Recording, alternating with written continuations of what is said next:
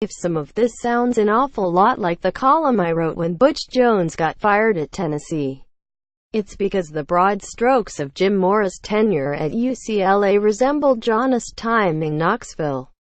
Coach gets hired to close a talent gap and take advantage of an inefficient division. Coach initially closes talent gap and takes advantage of inefficient division. Even though program should be in position to peak, coach can't seem to make it climb any higher.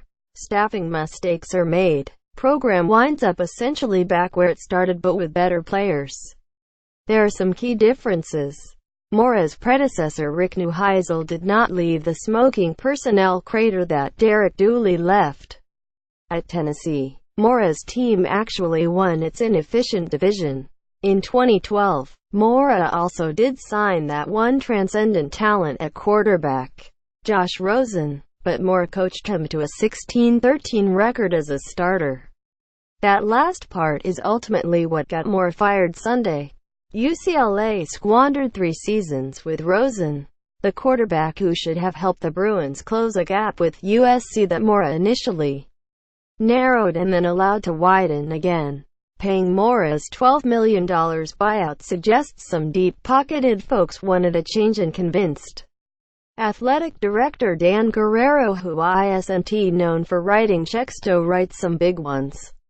While Mora's record may have faltered, he did help drive a practice facility upgrade that allowed UCLA to keep pace with the rest of the Pac-12. So the coach the Bruins hire owes Mora a debt of gratitude for that. The decisiveness with which the Bruins made this move and the serious money committed to it suggests UCLA will aggressively pursue a splashy hire. Former Oregon coach Chip Kelly remains a coaching free agent. Could he come to Westwood and dominate the Pac-12 once again? Kelly will be at the top of the wish list, but he has other suitors. One of those suitors is Florida, which made its case to Kelly on Sunday night. He's also getting bought out by 2 NFL teams and doesn't have to coach at all. But UCLA seems an ideal fit for Kelly. He has won in the league before, and he despises a fishbowl environment. The coaches at most programs with fertile recruiting bases do live in a fishbowl, but UCLA's coach does not. The Lakers, Dodgers, Rams, Chargers, Clippers and Angels routinely top UCLA football on the local priority list. So, of course, does USC football. That's one of the issues the new coach must face head-on. Mora arrived at UCLA as USC met the teeth of NCAA sanctions in the Reggie Bush case. The Bruins had a brief moment to balance the college football scales in the Southland. Mora's team beat USC his first 3 years at UCLA, and it seemed with each passing National Signing Day that the Bruins were becoming a team that could stay atop the Pac-12 South even when USC got back to full strength.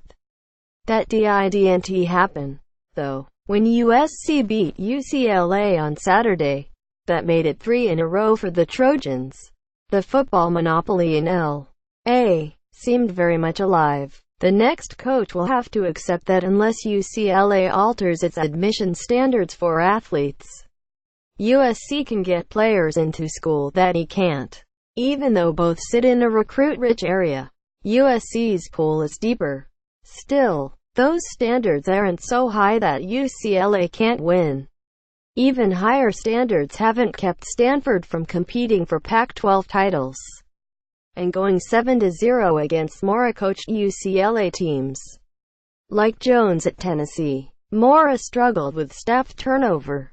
He did okay replacing defensive coordinator Lou Spanos, who left for the Tennessee Titans after the 2013 season, with Jeff Ulbrich. But Mora and his staff bungled how they handled Ulbrich's departure to the Atlanta Falcons the following year. Not being truthful about Ulbrich leaving cost the Bruins linebacker Roquan Smith, who is currently Georgia's best defensive player.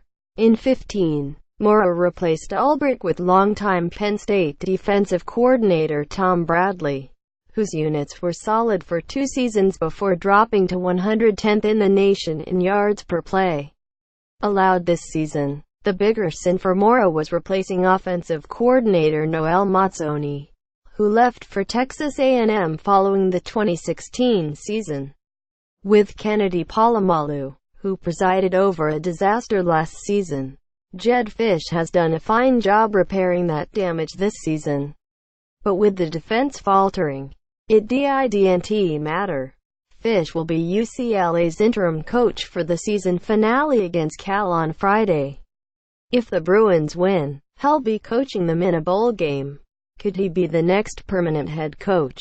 Hiring the interim seems to have worked across town. The answer is probably not. The way UCLA fired Mora suggests the Bruins are big name hunting. Kelly is the biggest, and he seems like the first option. Who might be next? Texas A&M coach Kevin Sumlin was intrigued by UCLA before, and Sumlin and the Aggies would love nothing more than to avoid a public divorce. Why would UCLA want someone who is about to get fired from his current job? Because Sumlin, who likely would bring Mazzoni back, has won 51 games since 2012 despite playing in one of college football's toughest divisions. He has recruited well in the sport's most cutthroat region. Sure, he only beat Alabama once.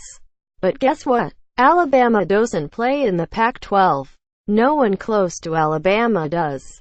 Another possible option is Mike Leach, whose Washington State team can win the Pac-12 North by beating Washington on Saturday in the Apple Cup. Leach would not run a pro-style offense, but he'd bring a system that has won in Lubbock and Pullman. What wins in those places can win in L.A. Of course, the offense that would really hum in the Rose Bowl, the stadium, is the offense that got Oregon to the Rose Bowl, the game, and beyond. Kelly feels like the obvious target.